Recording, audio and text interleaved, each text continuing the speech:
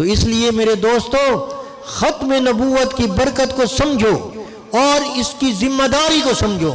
اس نے جہاں ہمیں تمام امتوں سے فائق کر دیا، اس کی برکت سے ہمیں ایک اور انعام ملا ہے اور ملے گا۔ وہ کیا؟ قیامت کے دن مقام شہادت ہمیں ملے گا۔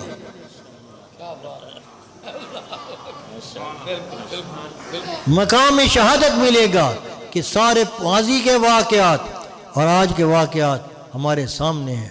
حضرت عیسیٰ علیہ السلام کی تفصیل قرآن میں آئی، حضرت موسیٰ کی حدیث میں آئی کہ حضرت عیسیٰ علیہ السلام پر جب اپنی امتیں تہمت لگائیں گی کہ انہوں نے ہمیں توحید کی تعلیم نہیں دی تھی، تو اللہ تبارک و تعالی ان سے پوچھے گا کہ دلیل۔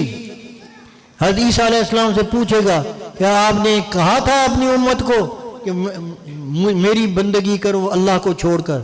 سبحانک ما یقول ان اقول لی ما لیس لی بحق ان کنت قلتہ فقد علمت تعلم ما فی نفسی ولا اعلم ما فی نفسک انک انت علام الغیوب ما قلت لهم الا ما امرتنی بھی ان اعبدوا اللہ ربی و ربکم وکنت علیہم شہیدا ما دمت فیہم۔ یہ ساری باتیں کہیں گے حضرت عیسیٰ علیہ السلام اپنی میں، تو وہ کہیں گے گواہ لاؤ۔ وہ مطالبہ کریں گے حضرت عیسیٰ اپنے پیغمبر سے کہ گواہ لاؤ، تو وہ کس کو گواہ بنائیں گے؟ حضرت امت محمدیہ کو گواہ بنائیں گے۔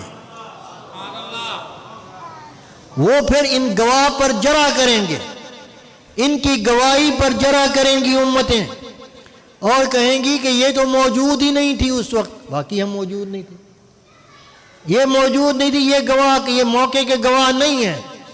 تو اللہ پھر پوچھے گا ان سے کہ موقع کے تم تھے نہیں، تم کیسے کہتی ہو؟ تم نے تو عیسیٰ علیہ السلام کا زمانہ پایا نہیں۔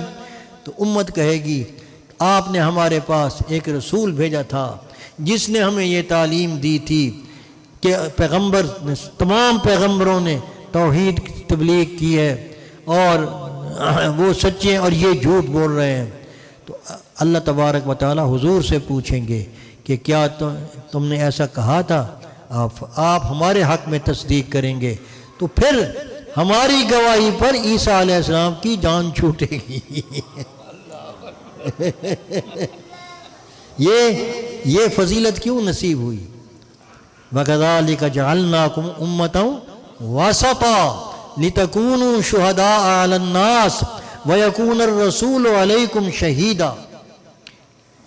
یہ ایک انعام ملا۔